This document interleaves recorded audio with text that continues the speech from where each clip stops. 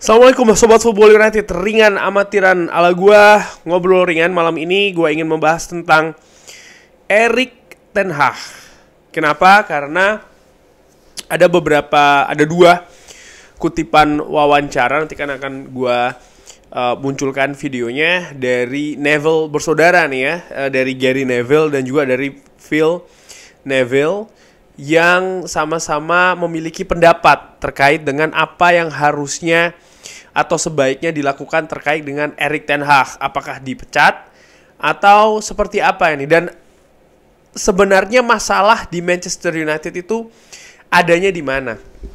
Nah, sebelum gue nanti akan tampilkan videonya, seperti yang selalu gue sebutkan, kalau gue ada 110% di belakang Erik ten Hag.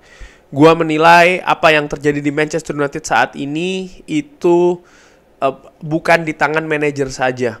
Dan bahkan masalah ini sudah berlangsung 10 tahun terakhir, di mana Manchester United selalu berganti-ganti manajer di apapun situasinya. Namun sama saja Manchester United menurut gue masih belum bisa kembali ke kesuksesan, kejayaan di zamannya Sir Alex Ferguson. Manchester United bahkan sudah dilampaui oleh beberapa klub yang di zaman periodenya Sir Alex Ferguson sangat didominasi oleh Manchester United. Ada yang salah, dan menurut gua yang salah itu bukan di soal manajer. Tidak, tapi ada hal yang lebih fundamental. Apakah kesalahan di pihak pemain? Bisa jadi. Tapi jangan lupa ada faktor-faktor lain. Bagaimana pemain itu bisa datang? Bagaimana pemain itu bisa mendapatkan kontrak dengan harga tinggi, nilai transfer dengan angka yang bombastis? Ini semua di luar kendali sang manajer. Lalu bagaimana situasinya saat ini? Manchester United terlalu banyak pemain yang cedera, ada masalah fisik. Dan kalau ditarik, ada kaitannya yang sangat erat dengan kegiatan pre-season dari Manchester United yang jadwalnya sangat ketat. Lalu juga skuad atau tim Manchester United harus melakukan perjalanan traveling dengan jarak yang sangat jauh sekali. Tujuannya untuk apa? Apakah untuk memperbaiki tim, untuk meningkatkan kemampuan tim, atau ada motivasi lain, komersial, bisnis, marketing, dan lain-lain. Dan menurut gua hal seperti ini juga di luar kendali dari sang manajer. Nah, langsung aja ke wawancara dari Gary Neville ya. Orang mengatakan Anda tidak bisa menyalahkan Glazer. Ya, Anda bisa menyalahkan. Ya, tentu saja, karena selama 10 tahun ada kesalahan ya. Yaitu adalah rekrutmen yang salah. Kita tidak pernah memiliki sporting director, tidak punya head of recruitment yang baik. Dan ini kenapa semua ini terjadi? Karena manajer dan juga pelatih melihat ke atas ya, tidak ada yang bisa membantu. Dan ya akhirnya kita harus melakukannya sendiri. Dan para pelatih, mereka ini bukan head of recruitment, mereka ini bukan bukan kepala dari divisi recruitment. Dan ya inilah kenapa semua ini tergantung di kepemimpinan. Kalau ini terjadi satu kali masih oke. Tapi kalau kejadian 2 kali, Anda akan berkata, ini merupakan ada tanda tanya ya. Tapi ini sudah 5 kali ini terjadi, 5 kali di 10 tahun. Sudah menghabiskan 1 billion ya, artinya 1 miliar. Dan ya, Anda memiliki utang yang sangat banyak sekali. Dan banyak sekali permasalahan finansial yang disebutkan oleh Gary Neville ya. Dan di bawah Sir Jim Ratcliffe yang akan masuk harus menyelesaikan ini semua. Dan Anda akan berpikir ya, bagaimana dia akan bisa melakukan hal tersebut. Dan ini merupakan perhatian yang saya miliki. Yang kita butuhkan adalah pergantian struktur di atas sampai dengan bawah. Dan ini tidak akan terjadi dalam minggu ataupun bulanan. Mudah-mudahan ini bisa berganti cara dari klub, sporting project yang kita lihat. Karena Ya, Anda tidak bisa hanya meninggalkan segalanya seperti saat ini, dan mungkin ada perubahan di kepemimpinan, struktur kepemimpinan, dan mungkin Manchester United akan bisa memiliki kemampuan untuk bersaing ya dengan klub lain yang memiliki sistem rekrutmen yang lebih baik dan juga melakukan bisnis lebih baik. Ya, ini dia pendapat dari Gary Neville. Gary Neville yang tidak cukup sukses sebagai manajer, tapi sempat sukses sebagai asisten pelatih tim nasional Inggris. Tapi menurut gua kemampuannya dalam memberikan pendapat sebagai seorang pundit cukup bagus. Bagaimana dia juga bisa merangkai informasi, merangkai kata juga cukup bagus. Dan gue juga sepakat dengan apa yang dikatakan oleh Gary Neville, kalau permasalahan di Manchester United ini tidak bisa hanya mengganti manajer. Bahkan dikutip dari Central Devils ya, Gary Neville mengatakan, Anda tidak bisa mengganti Erik ten Hag musim ini. Ide dari memecat dia atau memecat pelatih ini merupakan omong kosong. Saya saya tidak mendukung hal tersebut karena kekurangan di kepemimpinan dan juga struktur di atasnya. Saya tahu seperti yang tadi katakan ya, kita tidak bisa menyalahkan Glazer. Ya, Anda bisa menyalahkan Glazer dan lain-lain seperti yang tadi disebutkan di wawancara. Nah, menurut gua ini sangat make sense karena buktinya sudah jelas. Buktinya sudah sangat jelas. Manchester United berganti-ganti manajer, dan yang diganti itu juga nama-nama besar loh ya. Jose Mourinho, Louis van Gaal, Ole Gunnar Solskjaer. Mereka semua selesai karena ada struktur, ada fundamen, ada fondasi yang buruk di Manchester United. Saat ini, ya Manchester United dalam situasi yang nggak bagus dari sisi hasil. Bagaimana Manchester United kalah terlalu banyak di Old Trafford, lalu juga peringkatnya juga nggak bagus. Sampai dengan video ini gue bikin, situasinya statusnya terancam di Liga Champions. Tidak kondusif lah dari sisi hasil. Atmosfer juga tidak konsisten menurut gue. Ada beberapa yang mengatakan ya Erik ten Hag tidak jelas nih pola permainannya dan lain-lain. Tapi harus dilihat juga pola permainan itu kenapa tidak bisa diterapkan. Apakah dia pelatih yang dalam tanda kutip tidak pintar? Menurut gue terlalu jauh kalau mengatakan hal seperti itu. Karena apa? Ada dua bukti. Nomor satu adalah apa yang dilakukan musim lalu. Itu tidak bisa ditutup mata. Manchester United menghasilkan banyak hal yang positif, dan itu tidak mungkin tanpa taktik, tanpa pola permainan. Nonsense menurut gue. Di sistem kompetisi yang ketat Liga Inggris ya, lalu juga di kompetisi domestik ada FA, ada Carabao, tim-tim yang dihadapi, ada Europa League. Tidak mungkin Manchester United mendapatkan hasil yang bagus tanpa ada taktik, strategi, dan juga pola permainan yang jelas. Permasalahannya adalah hal-hal seperti itu tadi, taktik, strategi, pola permainan tidak bisa diterapkan secara konsisten. Itu gue sepakat. Nomor satu. Nomor dua, apa yang ditunjukkan oleh Erik ten Hag di Ajax? Bisa memainkan sepak bola dengan pola yang jelas.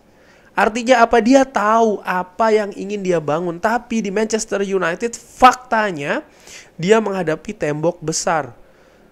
Yang jelas tembok besar secara langsung adalah ketersediaan pemain yang buruk. Dan ini kalau dijabarkan lagi, kenapa bisa seperti ini? Ada apa? Situasi fisiknya kenapa? Kenapa bisa seperti ini? Lalu ada permasalahan di dressing room. Ya kan, bagaimana pemain motivasinya, karakternya tidak muncul, padahal mereka dibayar dengan angka cukup tinggi. Kenapa bisa seperti itu? Bukan Erik ten Hag yang menetapkan angka berapa? 90-100 juta untuk Anthony. Bukan Erik ten Hag yang menetapkan angka menaikkan gaji sampai sekian bagi seorang Marcus Rashford. Bukan Erik ten Hag yang menetapkan angka 70 juta untuk Casemiro. Tidak. 85 juta untuk Rasmus Højlund. Tidak.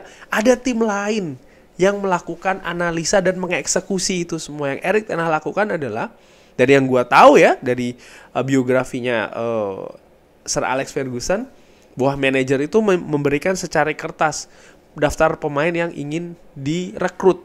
Setelah tentu saja dibahas, dan secari kertas ini diberikan kepada manajemen untuk dieksekusi. Dan di secari kertas itu tidak ditulis ya harganya harus berapa dan lain-lain, tidak. Dan Manchester United menurut gua di sisi yang tadi disebutkan oleh Gary Neville, dari sisi rekrutmen ini buruk, tidak ada sporting director, tidak ada head of recruitment.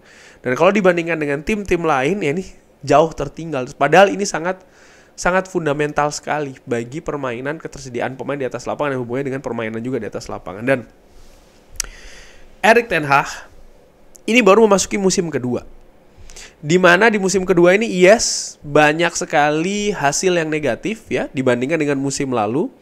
Apalagi kalau dibandingkan apa yang diharapkan oleh fans. Tapi fans juga harus melihat, sekali lagi ini baru musim kedua. Apa yang terjadi dengan Mikel Arteta contohnya, dan dengan Sir Alex Ferguson saja, legenda Manchester United manager yang terbesar yang dimiliki oleh Manchester United dan juga mungkin sepak bola Eropa dan bahkan mungkin sepak bola dunia juga ya. Ini di raihan ya, di 5 musim awal tidak konsisten, peringkat ke-11, peringkat ke-2, peringkat ke-13, peringkat ke-8, peringkat ke-6, tidak konsisten. Tapi setelahnya baru bisa konsisten berada di papan atas. Setelah semua perbaikan itu dilakukan, fundamental diperbaiki, baru bisa stabil. Tapi sebelumnya ada waktu yang dibutuhkan oleh Sir Alex Ferguson. Dan bukan itu saja ya. Bagaimana Sir Alex Ferguson, ini dia nih. 3 years of excuses and it's still crap, Tara Fergie. Setelah 3 tahun alasan-alasan dan masih buruk, Tara Fergie itu adalah bye-bye Fergie. Setelah 3 tahun Sir Alex Ferguson masih belum bisa, di zaman yang belum ada sosial media ya, belum ada sorotan dari media juga yang sangat tajam, digital, dan belum seperti saat ini kehidupan pemain, belum sekomplikated saat ini sepak bola. Dan Erik ten Hag harus menghadapi itu semua, dan ini baru masuk ke tahun kedua, belum selesai pula. Dan tantangannya pun juga masih sangat besar. Dan menurut gua banyak sekali orang yang tidak melihat ya apa yang seharusnya apa yang pernah terjadi lah paling tidak dengan Sir Alex Ferguson dengan Erik ten Hag di musim pertama. Dan kalau seandainya memang Sir Alex Ferguson terlalu jauh diperbandingkan, ini merupakan raihan dari Mikel Arteta, di mana di musim pertamanya dia finish di peringkat ke-8. Musim keduanya finish di peringkat ke-8. Setelahnya finish di peringkat ke-5. Baru setelah itu runner up, dan saat ini mereka juga masih berada di peringkat ke-2 ya. Maksud gua semua ada proses, semua ada tahapannya. Mikel Arteta di musim-musim awal ya, musim pertama, kedua, ketiga juga melakukan banyak bongkar pasang. Dan bongkar pasang ini kan tidak bisa seperti kayak permainan game ya, FIFA Championship. Gua harus terus mengulang ini karena banyak sekali ya yang berkomentar, yang memiliki pendapat berdasarkan pengalaman game, dan menurut gua ini tidak relate. Bahwa mengeluarkan pemain, mengganti pemain, memasukkan yang baru, ini kan ada tahap, tidak bisa cuma sekali jeda transfer itu dilakukan semua. Dan ya menurut gua Manchester United mungkin musim ini akan menjadi musim yang mungkin lebih buruk jika dibandingkan musimnya Jose Mourinho ketika dia selesai di Manchester United, ataupun musim dari Ole Gunnar Solskjaer. Maksud gua dalam hal kekalahan yang diterima ya, bisa jadi akan lebih jelek. Tapi gua juga pernah sampaikan, mungkin hasil inilah yang dibutuhkan oleh Manchester United. Supaya apa? Supaya terlihat jelas nih ya, mana-mana saja yang harus diperbaiki. Selama ini kalau ada penurunan, langsung manajernya yang salah. Ini sudah terlalu lama berlangsung. Dan terus saja kan berulang. Dan menurut gue ini merupakan pembelajaran yang sangat jelas sebenarnya. Dan kali ini sih harapan gue ya, kalau memang Manchester United hasilnya paling tidak sebelum tahun baru ini tidak bisa maksimal, faktor manajer dikunci dulu, dilihat di luarnya. Kenapa manajer yang merupakan sosok terpenting di klub ini tidak bisa berperforma dengan bagus? Bukan hanya Erik ten Hag, tapi ada pembelajaran sebelumnya.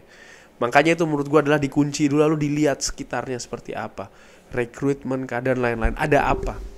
Dan sebelum gue akhiri juga, gue ingin menunjukkan ini ya. Ada wawancara Phil Neville. Apa yang harus dilakukan sekarang? Hal pertama yang mereka tidak bisa lakukan adalah memecat Erik ten Hag, manajer. Mereka telah melakukannya. Saya merupakan bagian dari David Moyes, mendapatkan 5 tahun kontrak tapi 10 bulan kemudian dipecat. Saya pernah menjadi bagian ya dari pemain di sana. Saya memiliki waktu yang sangat bagus di sana dan juga dengan manajer yang bagus. Lalu setelah David Moyes datang, saya benar-benar sangat heran dengan prosesnya, dengan ya bagaimana sisi komersial. Lebih banyak ingin menghasilkan uang dari sisi komersial daripada apa yang di atas lapangan. Lalu mereka memiliki Louis van Gaal, Mourinho, dan Rangnick, dan Solskjaer. Dan saya pikir ketika Ryan Giggs cabut ya, kita dikalahkan ada satu pertandingan. Ya, ini dia tidak akan sukses kalau dia bisa mengatasi dirinya sendiri. Ya, manajer ini merupakan hal terakhir yang harusnya diselesaikan. Mereka harus memperbaiki dari atas sampai dengan bawah. Lapangan latihan tua, stadion tua. Yang memiliki klub tidak tahu apa yang mereka lakukan. Pemilik ingin menjual, tapi sebagian juga tidak ingin menjual. Nah, sebentar gue selengkir lagi. Ya. Siapa ya sebenarnya yang ada yang memegang kendali sebenarnya siapa? Lalu rekrutmen. Semua klub ya. Saya lihat dari setengah ke atas. Mereka semua klub-klub yang berada di setengah sampai dengan atas, mereka ini dikelola dengan lebih baik daripada Manchester United. Padahal Manchester United ini adalah klub terbesar di dunia. Dan bermain di Manchester United ini merupakan salah satu hal yang tersulit di dunia. Kenapa? Karena tekanan, ekspektasi, lalu juga sejarah dari klub. Ini sangat sulit. Dan saya melihat saat ini ya, mengganti manajer, ya mereka ini tidak akan mengatasi hal-hal permasalahan saat ini. Yang mereka harus lakukan adalah memperbaiki dari atas sampai dengan bawah, dan mereka harus memfilter itu semua. Memecat Erik ten Hag ini merupakan kesalahan secara fundamental. Erik ten Hag tahu apa yang ingin dia lakukan. Dia ingin memperbaiki kultur dari klub. Erik ten Hag ingin memperbaiki karakter dari para pemain. Dia ingin memperbaiki disiplin supaya mereka tahu bahwa mereka ini adalah bermain di Manchester United. Jadi kenapa harus memecat pelatih yang tahu apa yang harus dia lakukan? Ya, itu tadi yang disebutkan oleh Phil Neville. Kurang lebih sama dengan Gary Neville dan sama juga dengan apa yang gue katakan ya, bahwasannya Erik ten Hag ini sudah terbukti di musim pertama dan juga di Ajax. Bagaimana kalau lingkungan yang bagus, karakter yang bagus juga dari para pemainnya, ini baru dia bisa mengimplementasikan pola permainan yang sesungguhnya yang ingin dia bangun di Manchester United. Tanpa itu semua, tanpa kultur yang bagus, tanpa karakter yang bagus, tidak akan mungkin terjadi. Dan saat ini ya, dia sedang berusaha untuk memperbaikinya. Dan memperbaiki ini karena sudah cukup kerusakan yang terjadi juga sudah cukup dalam. Tidak cukup hanya satu musim. Musim lalu Manchester United ada Cristiano Ronaldo, ada situasi dengan Mason Greenwood tentu saja. Dan musim ini masih ada situasi tentang Jadon Sancho, pergantian penjaga gawang, sosok senior yang hilang dari klub, pergantian kapten. Ini semua memiliki impact. Karena pemain juga manusia, mereka memiliki kedekatan satu dan yang lain. Dan untuk membuat stabil ini semua menurut gue juga butuh apa yang namanya waktu dan juga kesabaran, terutama dari fans. Kurang lebih demikian. Kalau ada yang tidak sepakat, ada pendapat lain, tidak masalah, bisa drop di kolom komen. Terima kasih sudah menyaksikan. Jangan lupa like, subscribe. Assalamualaikum warahmatullahi wabarakatuh.